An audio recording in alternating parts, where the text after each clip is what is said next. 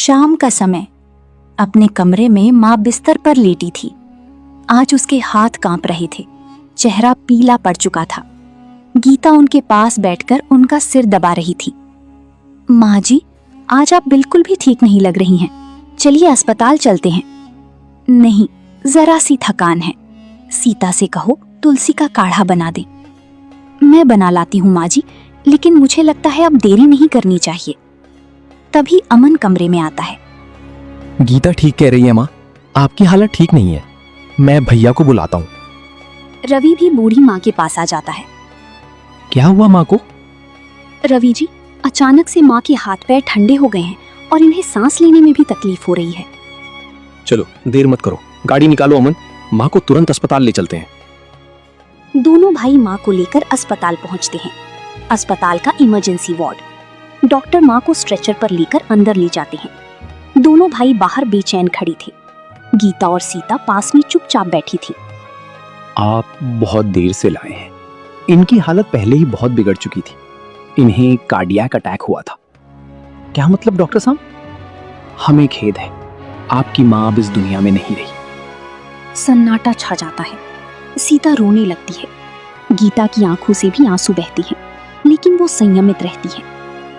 माँ ऐसे कैसे चली गई? मैं तो उन्हें अपनी बेटे के स्कूल एडमिशन के लिए अपने साथ शहर ले जाने वाला था। माँ को कभी खुद की चिंता ही नहीं थी। वो हमेशा किसी और की चिंता में ही लगी रहती। इसके बाद दोनों भाई और गांव के कुछ बुजुर्ग मिलकर बूढ़ी माँ का अंतिम संस्कार कर देती हैं। शाम को कुएं पर गांव की औरतें आपस में बात कर रही थी। अरे तूने देखा, गीता तो उनके लिए सब कुछ करती थी, फिर भी बूढ़ी माँ ने सीता को सिर पर चढ़ा रखा था। जब भाग्य फूटे हो तो अपना भी पराया हो जाता है। अब ये सच आज तक किसी से छुपा है? घर पर अमन और गीता आपस में बातें कर रही थी। गीता, तुमने माँ को आखिरी समय तक नहीं छोड़ा।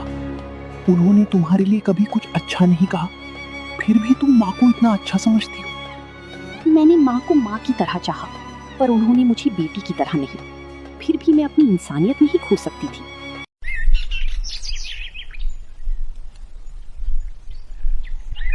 एक महीने बाद आंगन में दोनों भाई बैठकर माँ की जमीन जायदाद के कागज ढूंढ रहे थे।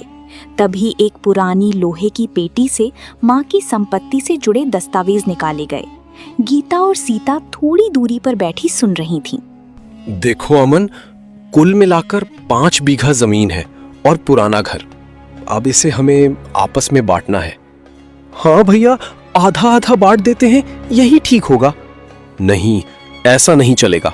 मेरा परिवार बड़ा है, मेरा बेटा है, आगे उसका भविष्य भी देखना है।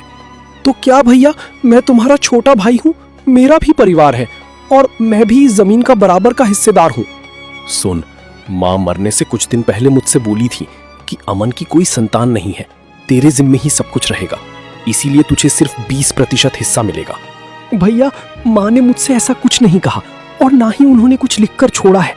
अगर ये बात सच थी तो आपने पहले क्यों नहीं बताया? माँ को लिखना नहीं आता था, लेकिन उन्होंने मुंह ज़बानी कहा था। अब तू माने या ना माने, मुझे तो 80% हिस्सा चाहिए। इतना सुन गीता और अमन अपने कमरे में चली जाते हैं। अब तो आ भी नहीं रही जो सच का फैसला कर सके, और आपके भैया इतने चालाक हैं कि वो आपकी कोई बात नहीं चलने देंगे। मैं झगड़ा नहीं चाहता गीता, पर अन्याय भी नहीं सह सकता। माँ के पक्षपात ने भैया को लालची बना दिया। अमन, अब फैसला तुम ही करना होगा। अन्याय सहने वाला भी उतना ही दोषी होता है जितना कि करने वाला। उधर सीता और रवि खुशी से आपस में बातें कर रहे थे। आपने सही किया जो जमीन का 80% अपने पास रखा। यदि हम उन्हें बराबर का हिस्सा देते तो हमें क्या बचता? हाँ, मैं बड़ा हूँ और जमीन का ज्यादा हिस्सा रखने का हक मुझे ही है।